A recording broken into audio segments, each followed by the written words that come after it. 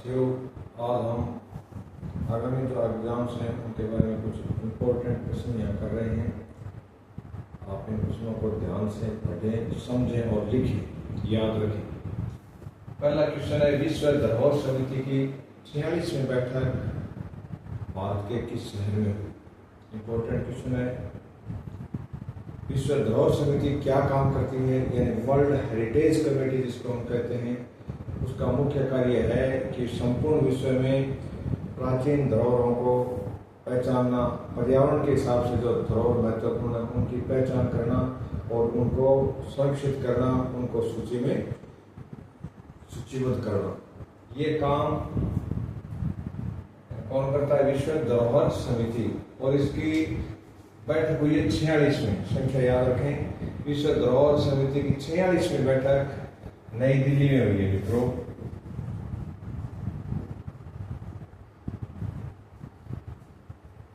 आगामी क्वेश्चन है, विजय अमृतराज और लिएंडर पेस, ये टेनिस के खिलाड़ी हैं। विजय अमृतराज पूर्व खिलाड़ी हैं, वर्तमान में टेनिस नहीं खेलते हैं, और लिएंडर पेस वर्तमान में भी खेलते हैं।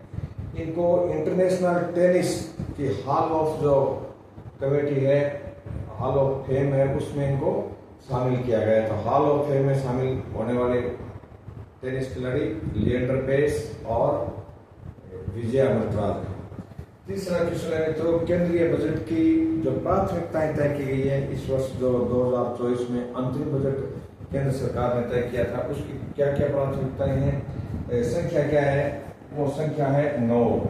यानी पूरे बजट का फोकस इन 9 योजनाओं के ऊपर केंद्रित रहेगा।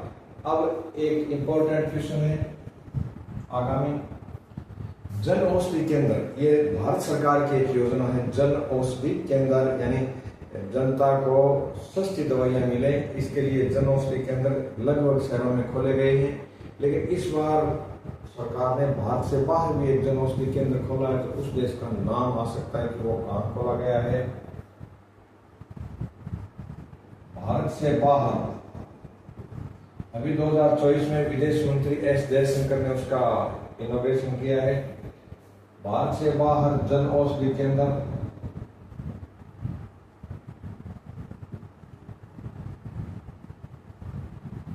मॉरिशस में खोला गया है।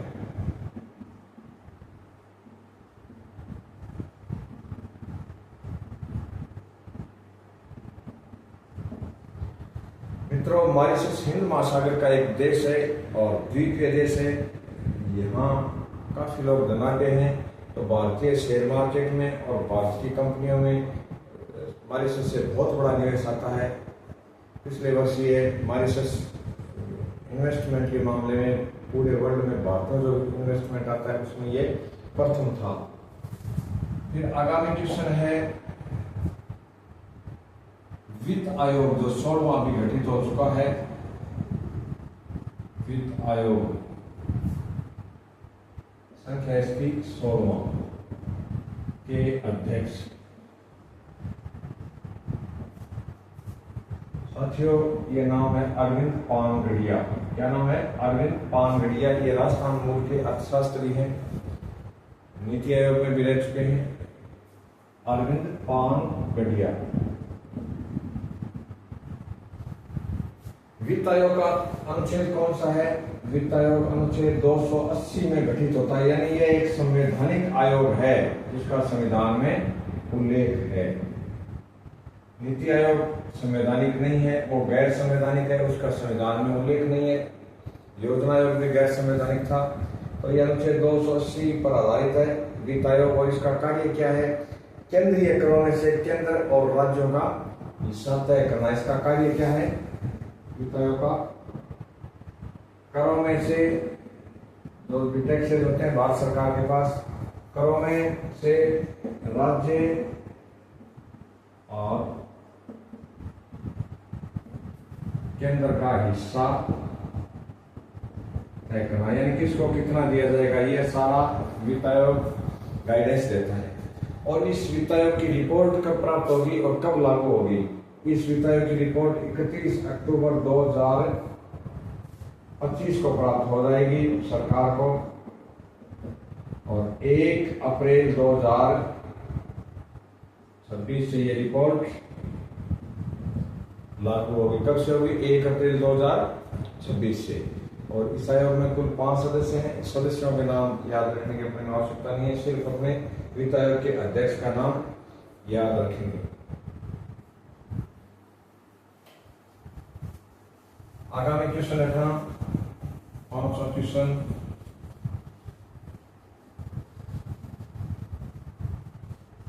इनमें करंट के काफी प्रश्न है, हिस्ट्री के भी हैं। 5वां क्वेश्चन है, भारत में कुल बायोस्फीयर रिजर्व कितने हैं, जिनको हिंदी में कहते हैं जैव मंडल आरक्षित क्षेत्र। तो एक तो आप याद रखें भारत का पहला जैव मंडल आरक्षित क्षेत्र, और एक आप याद रखें इनकी कुल संख्या। भारत में कुल 18 जैव मंडल आरक्षित क्षेत्र हैं। इनको कहते हैं, अंग्रेजी में कहते हैं बायोस्फीयर रिजर्व। भारत में कुल 18 जैव मंडल आरक्षित क्षेत्र हैं, और भारत का पहला जैव मंडल आरक्षित क्षेत्र कौन सा है? राजस्थान में एक भी नहीं है, याद रखें। भारत का पहला जैव मंडल आरक्षित क्षेत्र है नीलगिरी।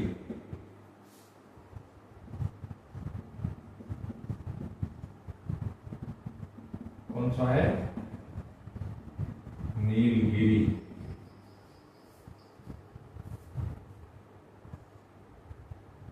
और एक ये प्रश्न भी आ सकता है कि इनकी पहचान कौन करता है कि कौन सा क्षेत्र जैव मंडल आरक्षित क्षेत्र होगा। तो मित्रों, एक कार्यक्रम है संयुक्त राष्ट्र संघ का MAB, इसका पूरा नाम है मैन एंड बायोस्फीयर रिजर्व। ये तय करता है पूरी दुनिया में अपनी टीम भेज करके कि कौन सा क्षेत्र जैव मंडल आरक्षित क्षेत्र के लायक है। जैव मंडल आरक्षित क्षेत्र क्या है, थोड़ा सा मैं आपको समझा दूं। यानी वन्य जीवों के और वन के वृक्षों के रखरखाव के लिए, उनके संरक्षण के लिए जो सबसे छोटा क्षेत्र होता है उसको अभयारण्य कहते हैं, और अभयारण्य से कुछ बड़ा क्षेत्र होता है उसको राष्ट्रीय पार्क या नेशनल पार्क कहते हैं, राष्ट्रीय उद्यान कहते हैं। और जो बहुत बड़े क्षेत्र में फैला हुआ होता है वो होता है जैव मंडल आरक्षित क्षेत्र। जैसे नीलगिरी आरक्षित क्षेत्र ये तमिलनाडु में और केरला दोनों में फैला हुआ है। वैसे कंचनजंगा जो आरक्षित क्षेत्र है वो उसमें कंचनजंगा पर्वतमाला के आसपास यानी सिक्किम में फैला हुआ है, और खेवा डिब्रूगढ़ है वो असम में है। इस प्रकार शेषाचलम जो जैव मंडल आरक्षित क्षेत्र है वो है आंध्र प्रदेश में। शेषाचलम भी कई बार पूछा जाता है। और कच्छ जो जैव मंडल आरक्षित क्षेत्र है वो गुजरात में है। तो इस प्रकार आप याद रखें। कौन सी संस्था इनको तय करती है? Man and biosphere reserve. ये यूएनओ की एक अधीनस्थ संस्था है, मैन एंड बायोस्फीयर रिजर्व। ये इनको तय करता है कि वर्ल्ड में कौन सा जैव मंडल आरक्षित क्षेत्र होगा। Man and biosphere reserve biosphere के द्वारा उनकी की जाती है। एक आगामी क्वेश्चन है शेषाचलम, बहुत चर्चा में रहता है। शेषाचलम जैव मंडल आरक्षित क्षेत्र किस राज्य में है?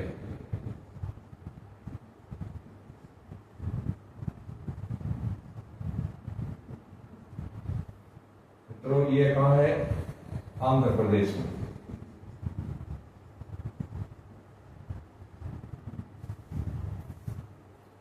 फिर अपन आगामी क्वेश्चन लेते हैं 7वां।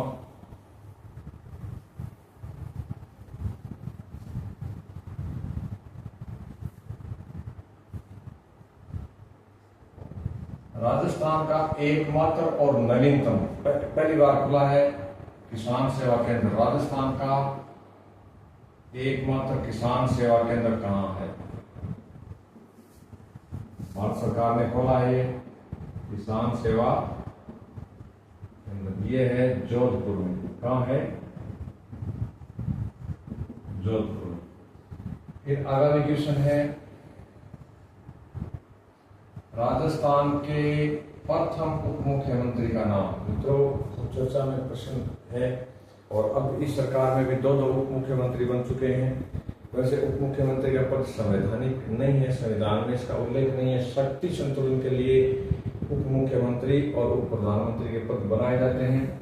तो राजस्थान के प्रथम उप मुख्यमंत्री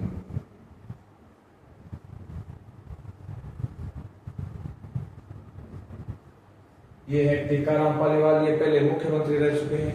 राजस्थान में पहले निर्वाचित मुख्यमंत्री टीकाराम जी थे।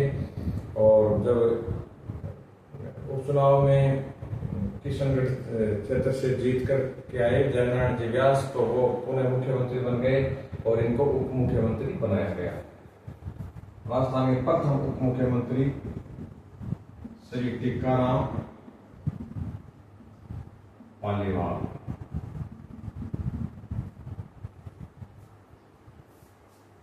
अभी मित्रों एक क्वेश्चन भी कंफर्म आएगा कि राजस्थान उच्च न्यायालय अपनी स्थापना कितने वर्ष पूर्ण कर चुका है। तो मित्रों राजस्थान उच्च न्यायालय की स्थापना के 75वीं वो स्थापना दिवस मनाया जा रहा है और इसमें माननीय मोदी मुख्य अतिथि होंगे। राजस्थान उच्च न्यायालय स्थापना का 75वां स्थापना दिवस मनाया जा रहा है 2024 में। बहुत इंपॉर्टेंट प्रश्न है। एक केंद्र सरकार ने, जब इंदिरा गांधी की सरकार ने देश में इमरजेंसी आपातकाल लगाया था, तो उसको वर्तमान सरकार ने उस दिन को क्या घोषित किया है। तो मित्रों इसमें यह भी पूछा जा सकता है कि इंदिरा गांधी की सरकार ने आपातकाल कब लगाया था। तो ये तिथि है 25 जून 1975। तो 25 जून को वर्तमान सरकार ने 25 जून को वर्तमान सरकार ने संविधान हत्या दिवस मनाया है। संविधान हत्या दिवस घोषित किया है। और आपातकाल कब लगा था? 25 जून 1975 को इंदिरा गांधी की सरकार के द्वारा। और तत्कालीन राष्ट्रपति थे श्री फखरुद्दीन अली अहमद। अब संविधान से संबंधित प्रश्न लेते हैं। अनुच्छेद 110 क्या है? अनुच्छेद 110 में धन विधेयक की परिभाषा है कि कौन सा विधेयक धन विधेयक होगा। ये किस में वर्णित है? अनुच्छेद 110 में।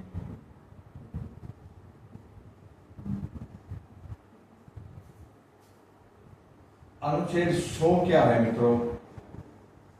अनुच्छेद 100 यानी अनुच्छेद 100 है संसद में गणपूर्ति से संबंधित है। कोरम कहते हैं इंग्लिश में इसको।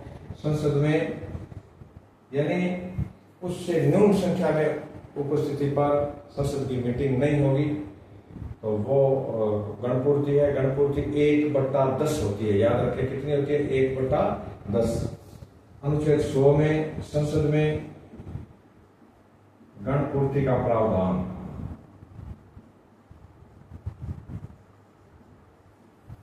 और ये कितना होता है सदन का? 1/10।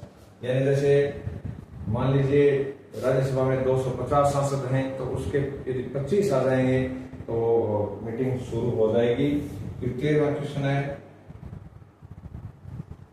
अनुच्छेद 50 किससे संबंधित है? अनुच्छेद 50 में कार्यपालिका और न्यायपालिका का पृथक्करण है। कार्यपालिका और न्यायपालिका का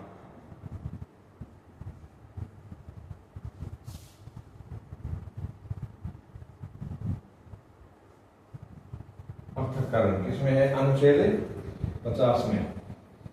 आगामी क्वेश्चन ऊपर लिख रहा हूं।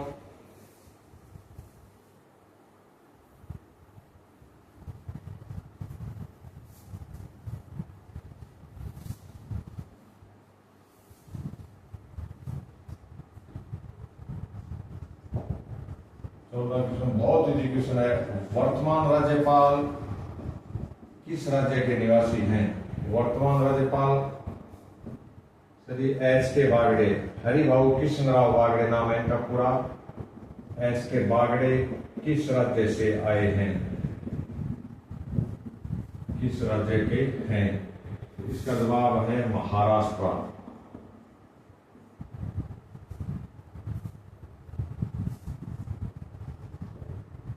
15वां क्वेश्चन है, जेबी विटो का प्रयोग करने वाले भारत के एकमात्र राष्ट्रपति हैं। अभी तक इसका एक ही बार प्रयोग हुआ है। जेबी विटो का प्रयोग करने वाले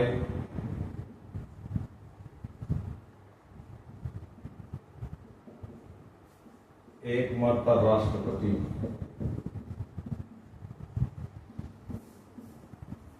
तो ये है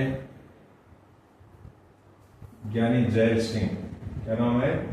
श्री ज्ञानी जैल सिंह।